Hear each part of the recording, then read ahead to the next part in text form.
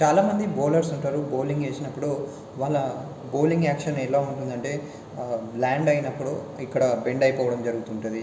ఆ బెండ్ అయిపోవడం వల్ల బ్యాక్ పెయిన్ కానీ షోల్డర్ పెయిన్స్ కానీ అన్నీ రావడం జరుగుతాయి. అసలు మీరు కరెక్ట్గా వర్కౌట్ చేస్తారు, అన్నీ చేస్తారు, కానీ కరెక్ట్గా బౌలింగ్ ల్యాండింగ్ పొజిషన్లు అనేది గ్రిప్ సాధించలేకపోతారు. దానికి కారణం ఏంటంటే మీ ఈ లెఫ్ట్ హ్యాండ్ ఏదైతే ఉంటుందో బౌలర్స్ మీ ల్యాండింగ్ టైంలో ఏం చేస్తారంటే లాక్ చేయరు దీన్ని. అంటే ఇట్లా ఈడి వరకే ఆపేస్తారు. మొత్తం దీని మీద పవర్ అనేది ఈ పిరికిలి ఇలా బిగించండి. నేను ఇంతకుముందు కూడా వీడియోలు చేసినా కానీ ఇది ఇలా లాక్ చేసి తర్వాత ఇది అనేది ఇలా రావాలి, సీదా ఇలా వచ్చేసి ఇది వెళ్ళిపోతే మీ బాడీ అనేది పవర్ జనరేట్ అవుతుంది. దానివల్ల మీకు బౌలింగ్ యాక్షన్ కరెక్ట్గా వస్తుంది.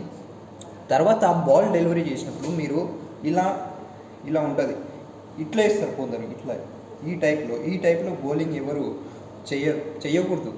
అది దీనివల్ల ఈ పెయిన్ కూడా రావచ్చు. కాబట్టి మీరు బౌలింగ్ చేసినప్పుడు ఈ టిప్స్ అనేది ఖచ్చితంగా ఉండాలి. మీరు వర్కౌట్ ఎంత చేసినా ఏం లాభం ఉంది చెప్పండి? మీరు ఇవన్నీ చిన్న చిన్న లాజిక్స్ అనేది పట్టించుకోకుండా వదిలేస్తే టైం వేస్ట్ అయిపోతుంది మీకు. మీరు ఇంకా ముందర మంచి బౌలింగ్ పవర్ జనరేట్ అనేది చేయలేరు. కాబట్టి మీరు ముందు ఈ చిన్న చిన్న లాజిక్స్ తెలుసుకుంటే మీరు మంచి బౌలర్ కావచ్చు. మీరు ఎంత వర్కౌట్ చేస్తారంటే డబుల్, త్రిబుల్ దానికన్నా ఎక్కువ చేయొచ్చు. ఒక బౌలర్ బౌలింగ్ వేసినప్పుడు ఆ బౌలర్ మీద వెయిట్ ఎంత పడుతుంది అంటే 8%, అంటే 8 గుణ ఎక్కువ బౌలర్ అంటే మన బాడీ మీద ఉంటుంది వెయిట్.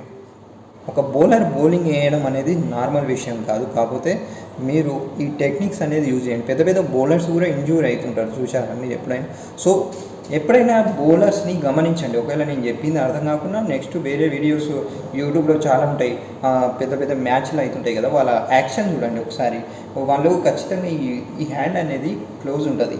దాని తర్వాత వాళ్ళు ఏం చేస్తారు, ఇట్లా పుల్ చేస్తారు, కిందికి ఇట్లా గుంజేస్తారు. తర్వాత ఈ హ్యాండ్ అనేది ఇటు ఉంటుంది కదా, ఇటుండి ఇట్లా వస్తుంది, ఇట్లా రాదు. ఇట్లా వస్తే మళ్ళీ మీకు డ్యామేజ్ అవుతుంది ఏదో ఒకటి. కాబట్టి మీరు బౌలింగ్ ఈ చిన్న చిన్న ట్రిక్స్ అనేది నేర్చుకోండి.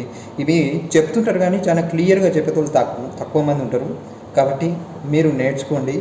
మంచి బౌలర్ కావాలనుకునే వాళ్ళు ఈ చిన్న ట్రిప్స్ పాటించి మంచి సక్సెస్ అవ్వండి. All the best.